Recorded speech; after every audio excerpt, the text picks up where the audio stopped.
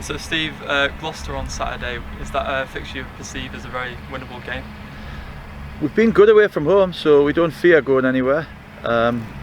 Obviously I thought slipped a little bit below the standards that we'd been playing to on Monday for various reasons, but yeah, we've had a couple of days to get over that, and back in today and fully focused on trying to get back on the 3-point run.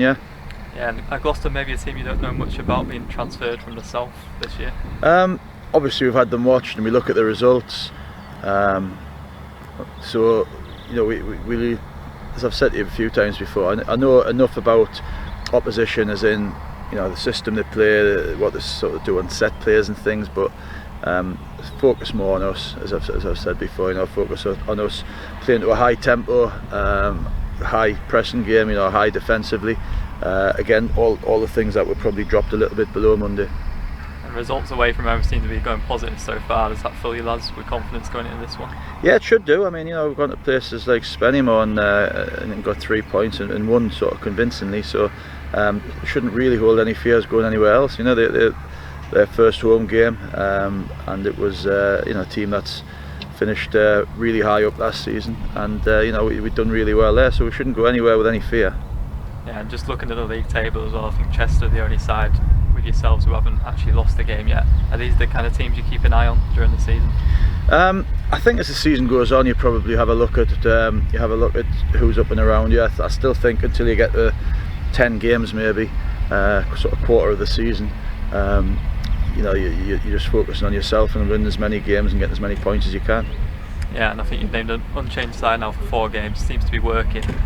Is continuity something you wanted when you set out to this season? Yeah, I think, as I've said, I think when I put a squad together this season, I wanted to bring as much quality as possible. So that means, you know, we haven't got a huge amount of bodies to choose from. We haven't got a huge amount of players on a Saturday not involved.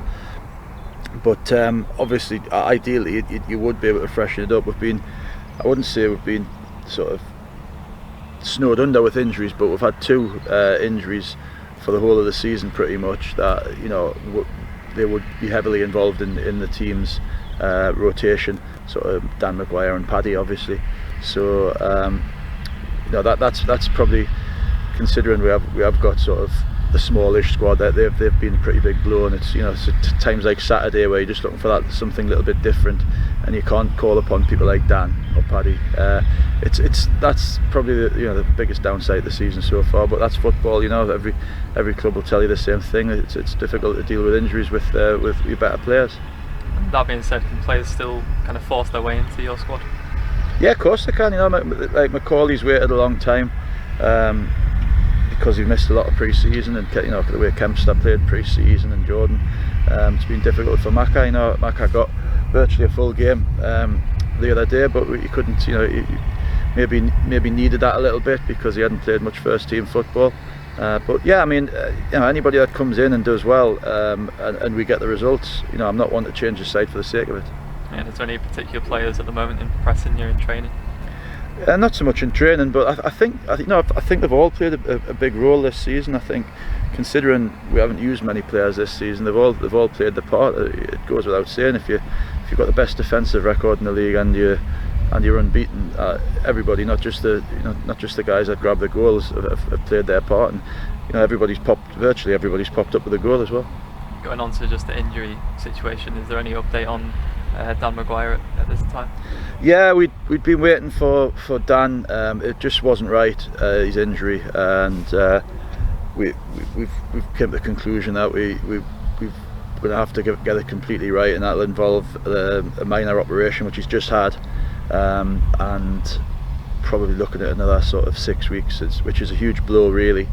But you know, credit to Dan and credit to Paddy, they both try to sort of play through a little bit of discomfort, and it wasn't getting any better, so we had to make that decision. We'd hope we'd be able to get away without doing it, but we've had to do that now, and as I say, it looks like for the foreseeable future, certainly the next sort of half dozen games will certainly be without Dan. Paddy, not so much, or not so long hopefully, but again, it probably won't be within the next sort of 3 or 4 games. Obviously Steve McNulty going off as well, is he going to be fit for Saturday? Yeah, that's a concern as well.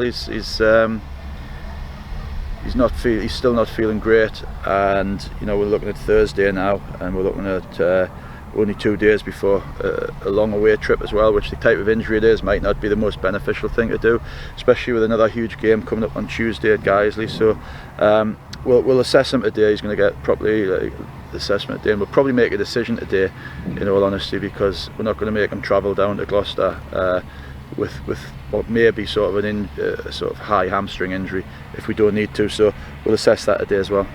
Yeah, and is there any kind of rush to kind of dip into the loan market or get other players in, or do you think players can step up from your squad? I don't think, I think whoever you get on loan now at this stage of the season will be young lads from clubs.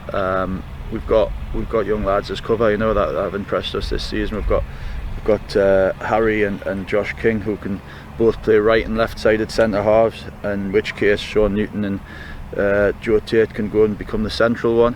So from that side of things, for the sake of a week or so, I'm not going to bring a player in for 3-4 months and have him not being used. So the only thing we might do is, with Dan being out so long, is we may look at a little bit more cover up front, maybe for a month or something. But as yet we haven't thought about it really. We've just had the news about Dan sort of early this week, and obviously we've had the hectic weekend that we've just had. So we'll get through these 2 games and make a decision.